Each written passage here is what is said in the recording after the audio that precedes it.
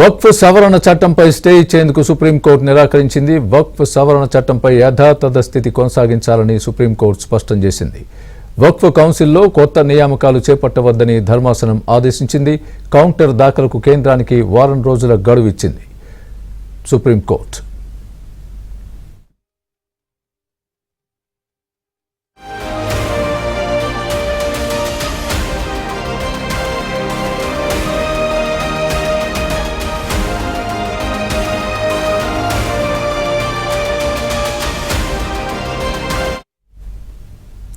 అప్పటి వరకు వక్ఫ్ ఆస్తుల్లో ఎలాంటి మార్పులు చేయవద్దని సుప్రీంకోర్టు తెలిపింది. పిటిషనర్లు లేవనెత్తిన అంశాలపై వారం రోజుల్లో కౌంటర్ దాఖలు చేయాలని కేంద్రానికి సుప్రీంకోర్టు సూచించింది. మే 5కు తదుపరి విచారణను వాయిదా వేసింది.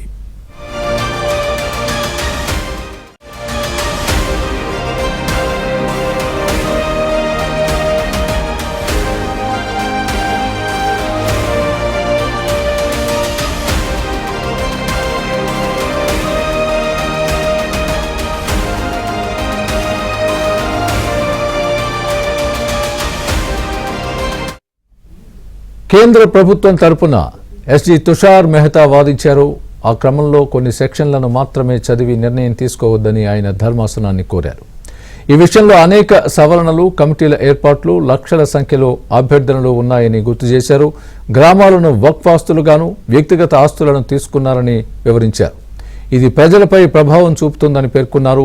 ప్రత్యక్షంగా కానీ పరోక్షంగా కానీ స్టే ఇవ్వడం కఠినమైన నిర్ణయమని ఆయన తెలిపారు.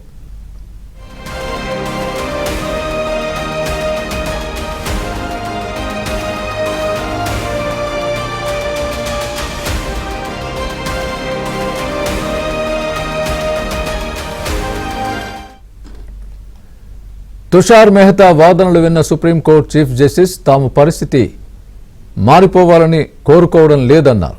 5 ఏళ్ల వరకు ప్రొవిజన్స్ ఉన్నాయని తమకు తెలుసునని స్పష్టం చేశారు. వాటిని తాము స్టే చేయడం లేదని కూడా స్పష్టం చేశారు.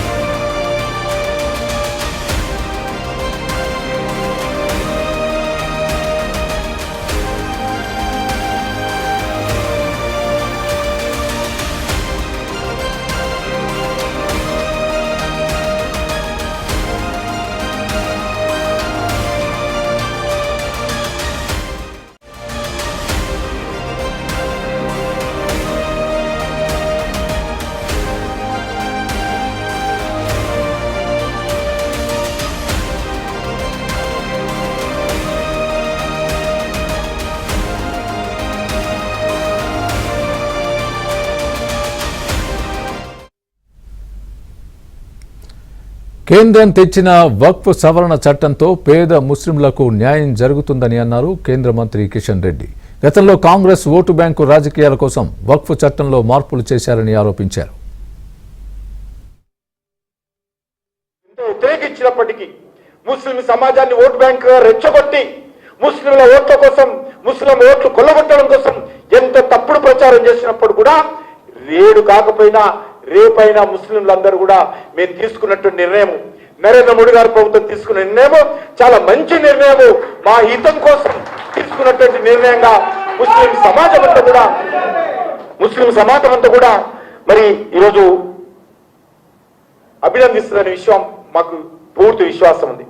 70% భూములు ఈ దేశంలో ఒక్కటి భూములు ఈ కాంగ్రెస్ పార్టీ నాయకులు, మతానికి సంబంధించినటువంటి కొంత ముస్లిం పెద్దలు, రాజకీయ నాయకులు కబ్జాలు చేసుకొని దోపిడీ చేశారు.